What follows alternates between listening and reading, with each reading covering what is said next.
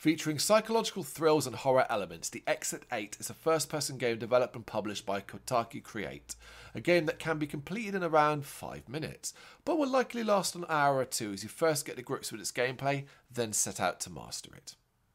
It all begins simply enough. Played from the first-person perspective, you are a commuter walking through a Japanese metro station passageway. You turn a corner, barely noticing posters that adorn the white walls, the security camera's blinking red light, or the sign pointing you to the exit. Nor do you pay much attention to the businessman walking the other way. It is humdrum as it sounds, yet there's an immediate disconcerting and ominous feel. It is all so quiet. The only sound you can hear is the sound of your own footsteps, and then you turn another corner, and it all looks so familiar. Isn't that the same poster you passed? Those are the same set of doors you walked by earlier, aren't they? Isn't that the businessman from before walking by you again? Then it happens again, and again, and again. This is the Exit 8, and you are trapped in an endlessly repeating cycle of corridors. The how and the why are unimportant, it's all about escape. You need to find your way to the 8th exit, and to do this, you're going to have to find anomalies.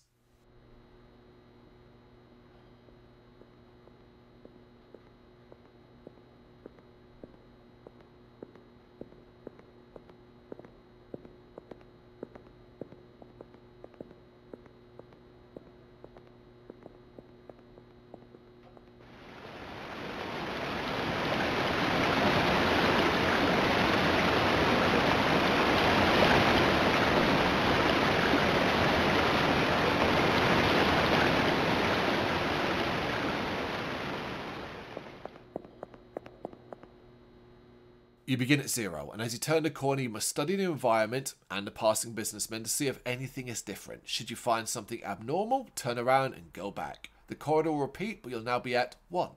Likewise, if you're sure there is no anomaly, move forward, and you'll move closer to the exit. Repeat this until you pass 8 and see the stairs to freedom. So, what are anomalies? They can be small, the face of the poster, a door handle, the businessman is smiling, and they can be big. A door quietly creaks open. 2 intimidating men are standing in the middle of the corridor. A torrent of bloody water comes rushing towards you. At first, you won't really know what you're looking for, but through trial and error, you will find an escape route eventually. The game is at its best early on when you don't fully understand what is going on, slowly piecing it together as those first anomalies are experienced. Everyone who plays it will remember them first, as they are random, especially if it is one of the really creepy ones. It is hard to not feel a shiver go down your spine when the businessman you passed countless times is now staring directly at you. Nor is it hard to not feel the hairs on the back of your neck go up when the door that is always closed is slightly ajar now and someone is watching you through the gap. These are the horror aspects of the Exit 8, and along with the overall creepy atmosphere, they are effective. An important component of that is the lack of music in the game. For the most part, the only thing you'll hear is the sound of your own footsteps, which helps add to the overall disorienting effect of the game.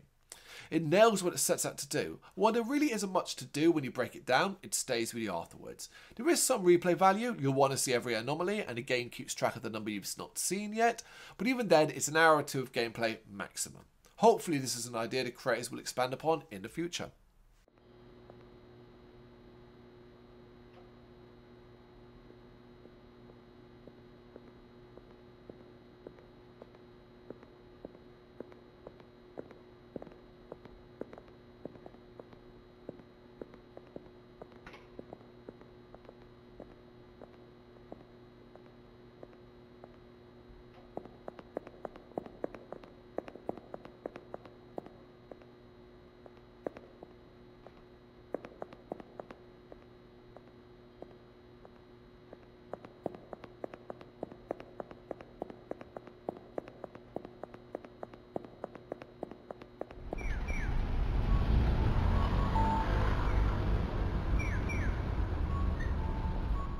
Thank you very much for watching. If you've enjoyed what you've seen, please consider hitting that like and subscribe button. It does help us out. You can find us at gbhbl.com and across all social media platforms. And if you really want to give us a bit of extra support, please consider buying us a cup of coffee over on our coffee page. Thank you.